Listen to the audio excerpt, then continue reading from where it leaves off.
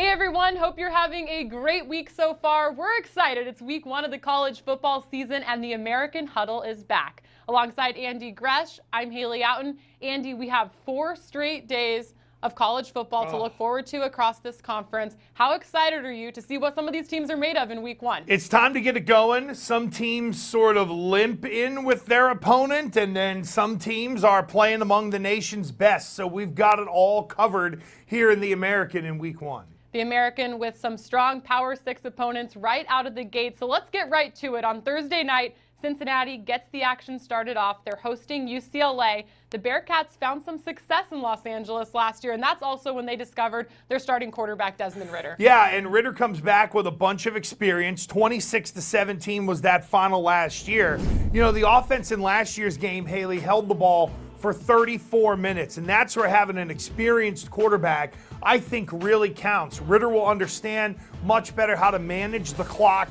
Michael Warren ripped UCLA for over 140 yards and 3 touchdowns. It's got to be the same formula, I think, for Luke Fickell's defense. And, you know, will the Cincy defensive ends in May J. Sanders and Michael Pitts, will those guys hold up against the run? To me, that's the key in this one. UCLA will be better, but I think Cincinnati is ready for the challenge. This is a big way to start the year for Luke Fickell's crew and kind of put their flag in the ground again that last year's 11-win season was not a fluke. Yeah, you mentioned the 11-win season. The Bearcats certainly riding some momentum into this year, and they have a very tough schedule this season. If you're Luke Fickell, what are you looking to learn in this first game of the season to see what kind of group you have this year? I got to try to get my defense up to speed as much as possible because there's that early game against Ohio State, and I know considering Luke Fickell coached there for many years, he's going to want that group and especially that side of the ball to be ready to go when they play one of the top teams in the country. So for me, it's all about, will that defense hold up against the run of UCLA, and can they possess the football and do what they did last year against the Bruins? And I expect Cincinnati to do that. They're a good team. All right, let's move down to the state of North Carolina, a big in-state rivalry, ECU versus NC State on Saturday. We're going to see a new head coach, Mike Houston, at the helm at ECU, but the Pirates, they're coming off of a pretty tough loss to end the season, and that was a 58-3 loss to NC State. How much does that carry over for a lot of these returning players? I think a lot, but, you know, the message is obviously different coming from Mike Houston. And let's remember, Mike Houston took over a James Madison program that was up, running, functional, and national championship caliber, and he went in there with that crew and held NC State to 24 points in a 24-13 loss. Mike Houston's a heck of a football coach. However, it's going to take some time for them to sort of balance that offense out at ECU. And to me, Haley, the key is if ECU can run the ball, I trust they'll pass it, they'll pass protect, and they'll do a good job. But if they can run the ball, keep NC State off balance, and take some chances on defense. I mean, Mike Houston doesn't have the group that he needs right now to be able to win. And I think looking at it in game 1, there's the unfamiliarity of playing a coach you don't know with different personnel, but also you can take chances. They can get after it defensively. If they get beat on a blitz, oh well, we know we have to take the chance to be able to slow NC State down. I think ECU is going to surprise some people in this game. I don't think they're winning this game, but they're going to surprise some people because Mike Houston knows what he's doing. And you never know. It's a rivalry game, right? Very much true. And again, you don't know. There's a lot of unfamiliarity there in terms of Houston coming over to ECU. And look, those ECU players have to be thinking, hey, they flogged us last year. We ain't going through that again. All right. Also on Saturday, Ole Miss at Memphis. The Tigers, they have been super consistent the last few seasons. They have their quarterback, Brady White, returning. What are you expecting to see in this really tough challenge right out of the bat for Mike Norvell's squad? Points, and more points. I think everybody is going to be scoring a bunch of points. And I know Memphis, listen, Memphis, I get it. I know you're going to fill the mailbox at Ask Andy and all that stuff.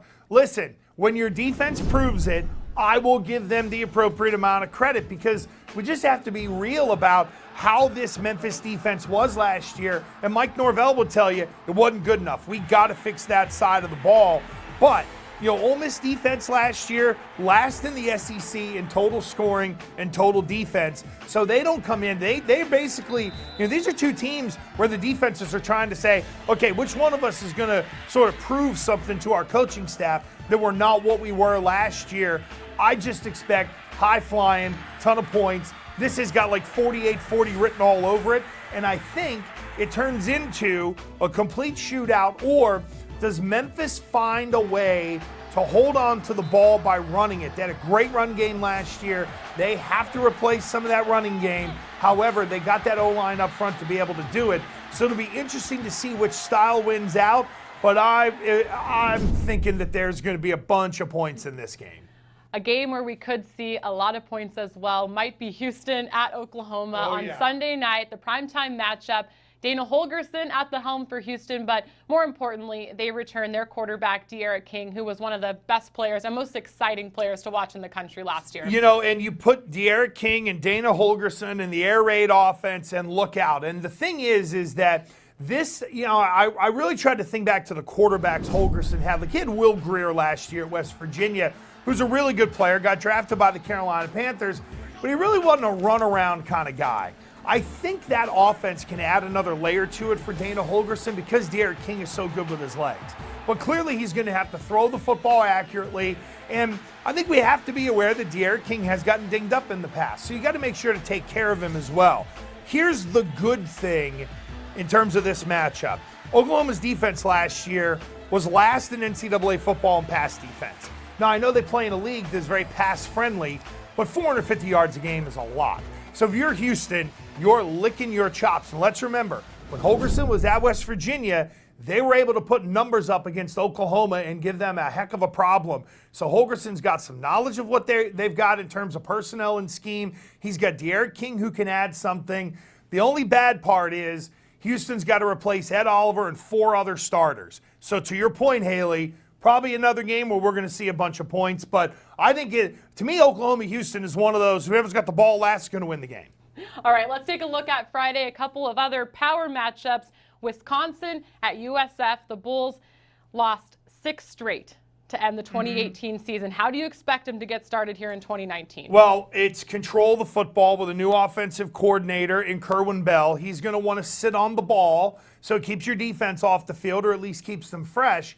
And then they're really got to rely on Blake Barnett, their quarterback, to be able to get them in and out of good situations to where they can run it and then throw the ball to the tight end, Mitchell Wilcox. They got to develop some receivers on the outside. I think that will come.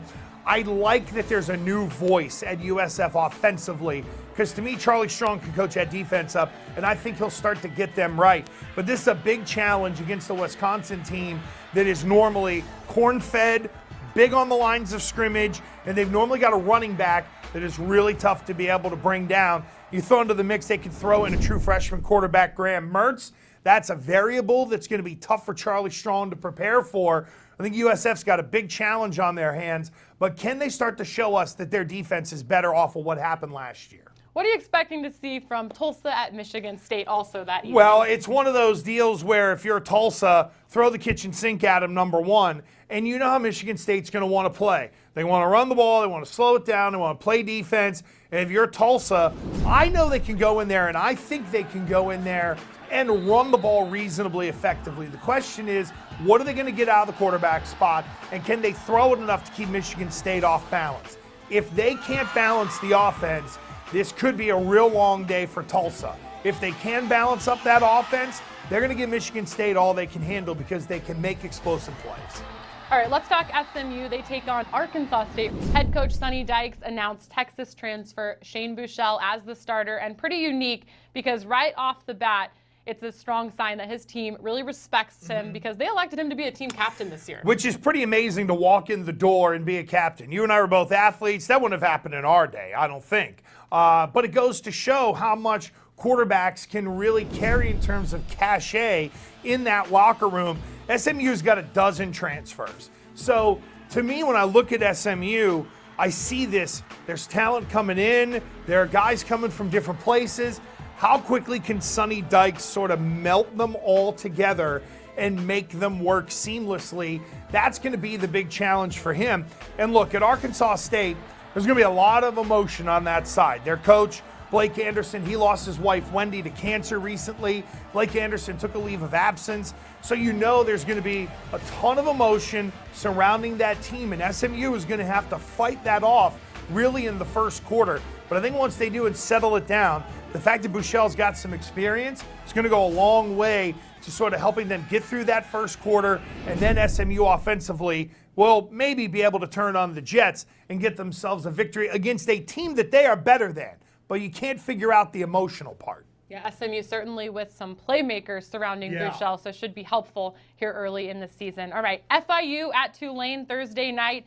The Green Wave is a team that has continued to take steps forward in the right direction. They finally made it back to a bowl last season.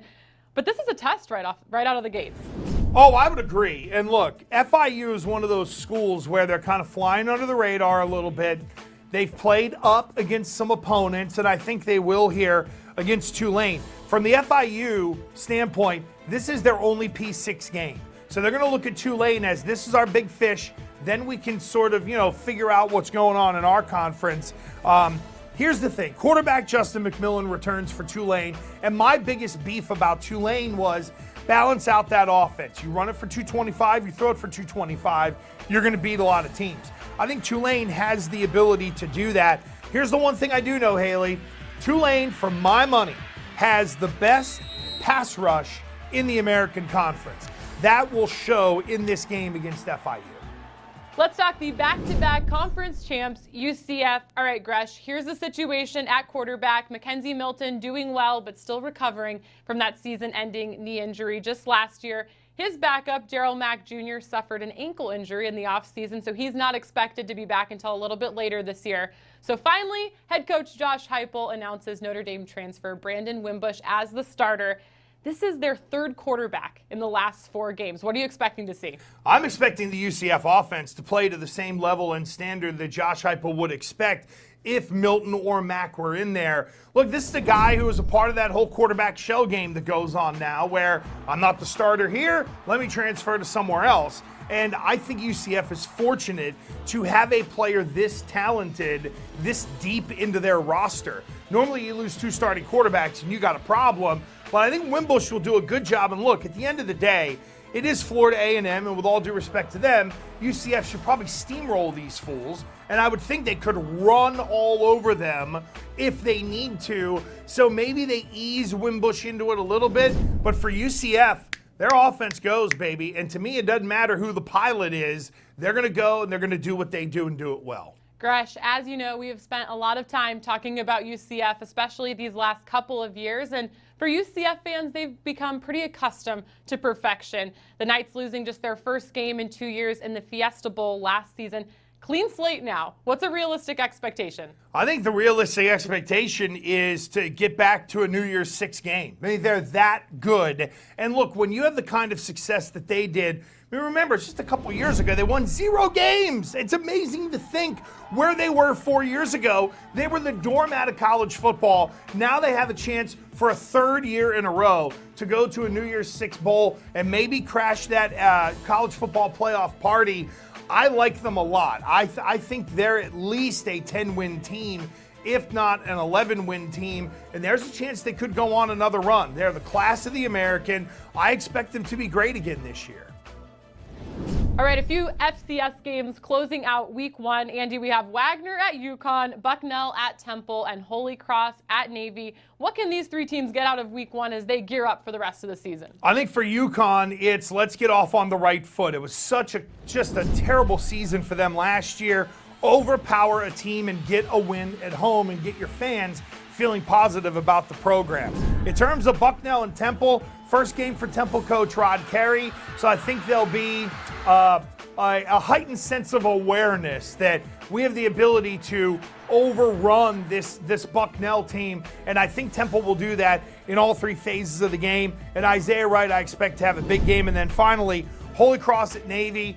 Look, Holy Cross will put forth a representative effort, but for Navy, to me, it's a get-right game. And Kendi Amatololo in home openers, 10-1. It's rare that they start the season at home for Navy. That's a big deal. I think the crowd will show up. I think they're going to hang a number on Holy Cross. When you look at the week 1 schedule, a lot of interesting, exciting games, potential to make a statement in week 1. Who comes up with the biggest win? Ooh, I think USF will give Wisconsin a little bit of a run. I want to go Houston against Oklahoma, but boy, oh boy, I I just think there's going to be a lot of points, and whomever gets the ball last wins. I'm going to go Memphis against Ole Miss because I think it's going to turn into a shootout. And if there's one thing I have complete confidence in, is that if you're going to play over 40, that's Memphis's game, and they're going to be able to adapt and get a big win against an SEC opponent. And the reason, Haley, that I don't put Cincinnati in there is because they beat UCLA last year, and the Pac-12 stinks, quite honestly. So Memphis getting a win over an SEC team is going to carry a lot more cachet for the American than Cincinnati beating UCLA, who already beat them last year. Well, we are certainly looking forward to an exciting week 1, and more importantly, we are happy to be back with all of you at home. You can find us all season on Twitter at American_FB, on Facebook, also on Instagram. And feel free to tweet us your questions throughout the season. We have a new show on Tuesday nights called the American Mailbag, so Andy will be here. We'll have coffee. We'll have donuts. Let us know what kind of food you want to see in here. We're going to be switching this up weekly. Sure. It's going to be good. We want to have a good time. And if there's some company out there that wants to send us their tremendous product to put right here, I would be totally fine with that. All right. Well, looking forward to a great week of the college football season. We'll see you back here next week on the American Huddle. On behalf of Andy Gresh, I'm Haley Outen. Have a great weekend.